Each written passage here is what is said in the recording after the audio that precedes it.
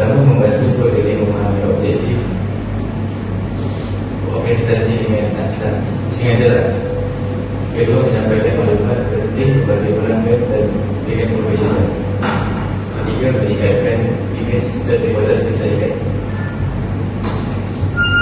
Yang kedua, ciri komunikasi perniagaan yang berkesan. Yang pertama, kefahaman bersama. Kefahaman bersama ialah mesej yang disampaikan difahami kedua-dua pihak. Contoh, maksudnya mesej yang disampaikan perlu difahami oleh kedua-dua pihak. Yang kedua, konsisten. Konsisten adalah maklumat tidak berubah-ubah. Yang ketiga, empati. Empati adalah memahami perasaan dan pandangan penerima. Yang keempat, mendengar secara aktif. Mendengar secara aktif adalah beri perhatian semasa orang lain bercakap. Yang kelima, maklumat balas segera.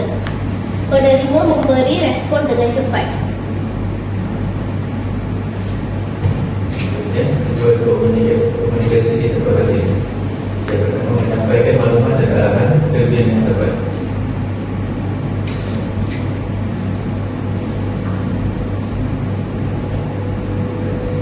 Contoh, tujuan komunikasi di tempat kerja adalah untuk menyampaikan maklumat, menjelaskan tugas, meningkatkan produktif dan membina hubungan harmoni antara pekerja dan majikan. Kedua, memastikan kerja dilakukan mengikut prosedur. Ketiga, membina hubungan baik antara rakan pekerja. Keempat, menyelesaikan masalah dan membuat keputusan. Yang terakhir, memberi motivasi kepada pekerja supaya lebih produktif.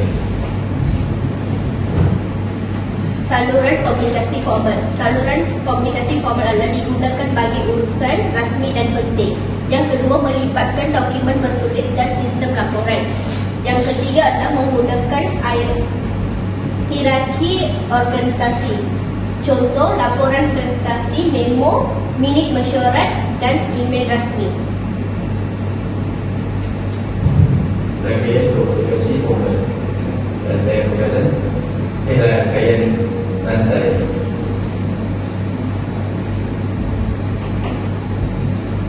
Rangkaian komunikasi formal ada tiga. Yang pertama, rangkaian rantai. Rangkaian rantai adalah mesej dari atas ke bawah. Yang kedua, rangkaian roda. Rangkaian roda adalah keluar jadi pusat maklumat. Yang terakhir adalah rangkaian bebas.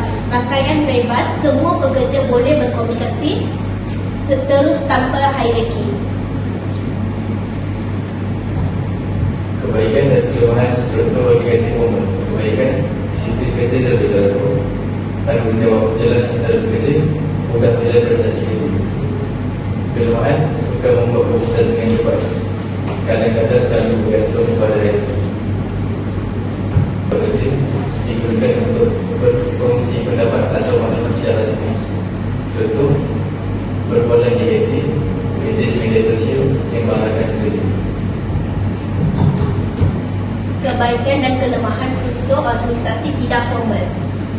Kebaikan adalah meningkatkan hubungan sosial di tempat kerja.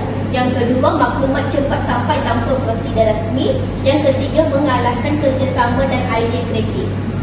Kelemahan adalah kadang-kadang menyebarkan kabar angin. Yang kedua, tiada bukti bertulis yang boleh dirujuk semula. Sekian, terima kasih.